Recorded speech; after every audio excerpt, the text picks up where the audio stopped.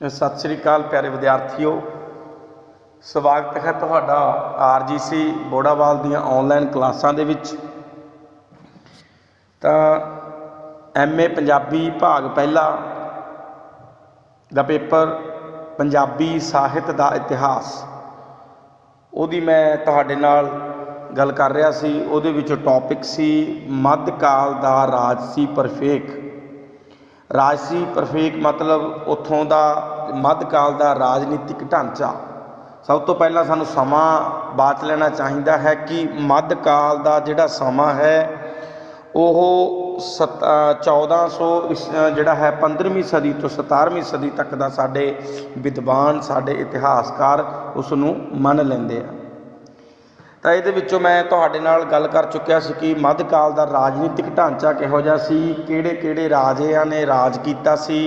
उहदे विचों मैं बाबर बारे, मुगल बादशाह की गल चल रही है, मैं बाबर बारे ते उसदे पुत्र हिमाजू बारे ते उसदे अगे पुत्र अकबर बारे मैं तुहाडे नाल जिहड़ा है क्लास सांझी कर चुकिया।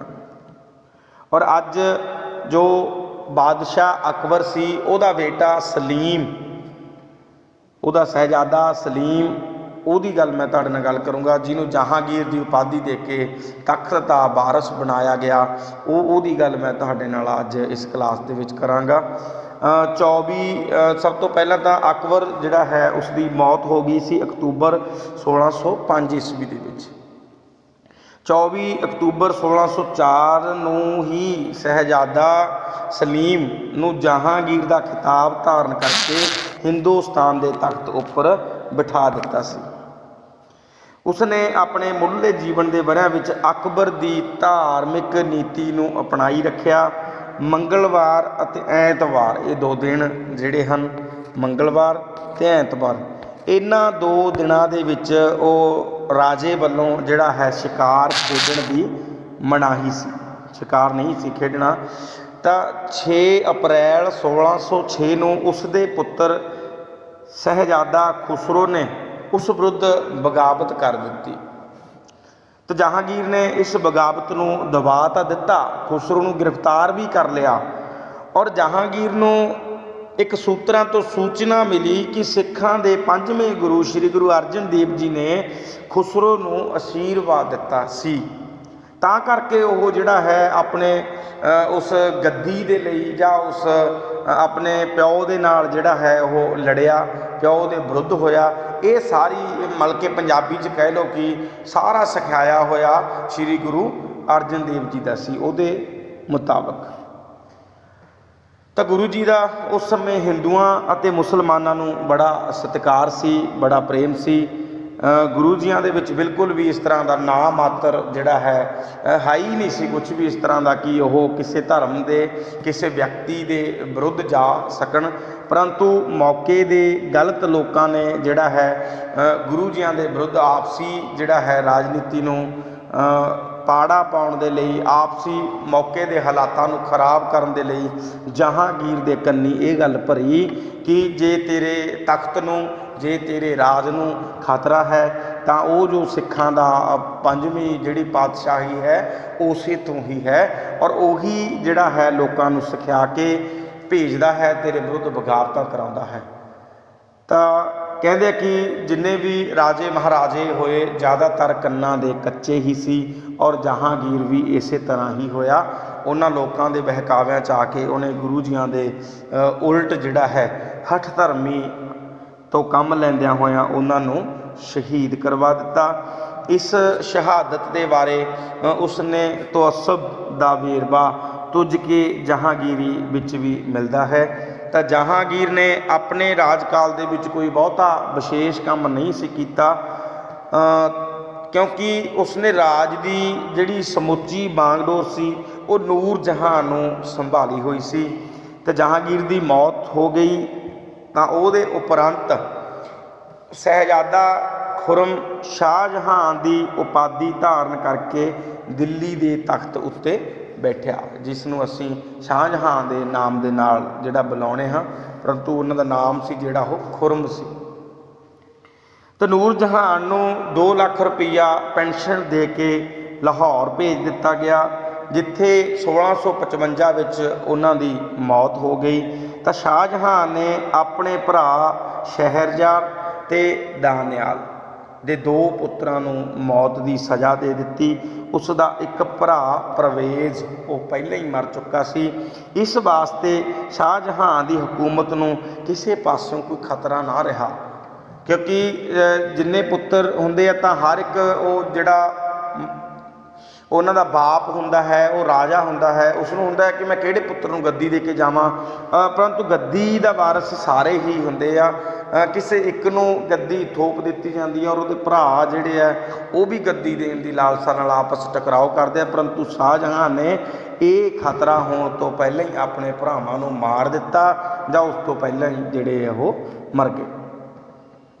ਇਸ ਵਾਸਤੇ ਸ਼ਾਹਜਹਾਨ ਨੂੰ ਹੁਣ ਕੋਈ ਖਤਰਾ ਨਾ ਰਿਹਾ।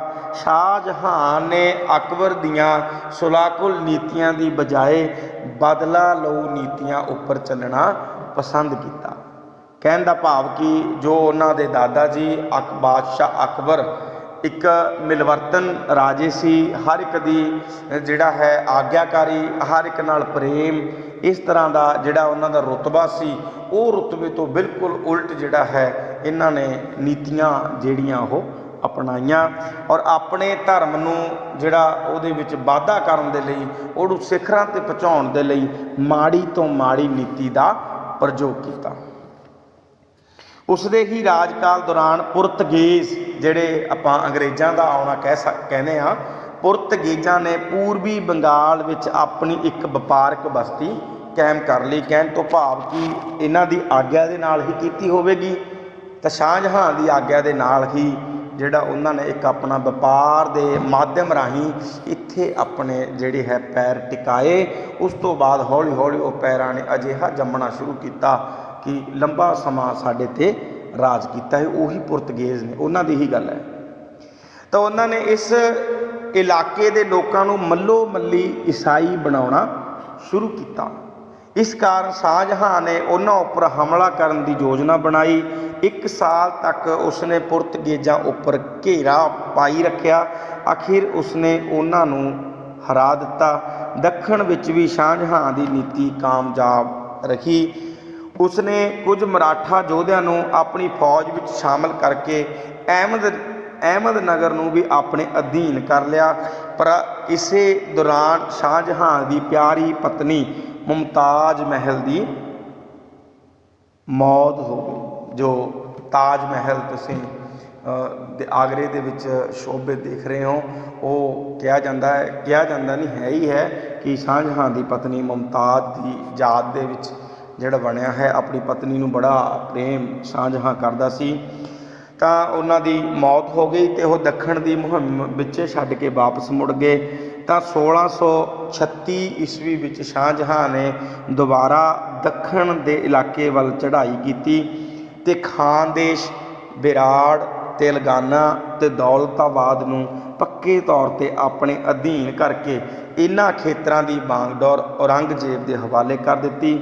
ਸ਼ਾਹਜਹਾਨ ਦੇ ਸ਼ਾਸਨ ਸਮੇਂ ਪੰਜਾਬ ਦੇ ਸੂਬੇਦਾਰ ਵੱਲੋਂ ਸਿੱਖਾਂ ਦੇ 6ਵੇਂ ਗੁਰੂ ਹਰਗੋਬਿੰਦ ਸਾਹਿਬ ਉੱਪਰ ਵੀ ਕਈ ਹਮਲੇ ਕੀਤੇ ਗਏ, ਜਿਨ੍ਹਾਂ ਵਿੱਚ ਮੁਗਲ ਦਸਤਿਆਂ ਨੂੰ ਮੂੰਹ ਦੀ ਖਾਣੀ ਪਈ।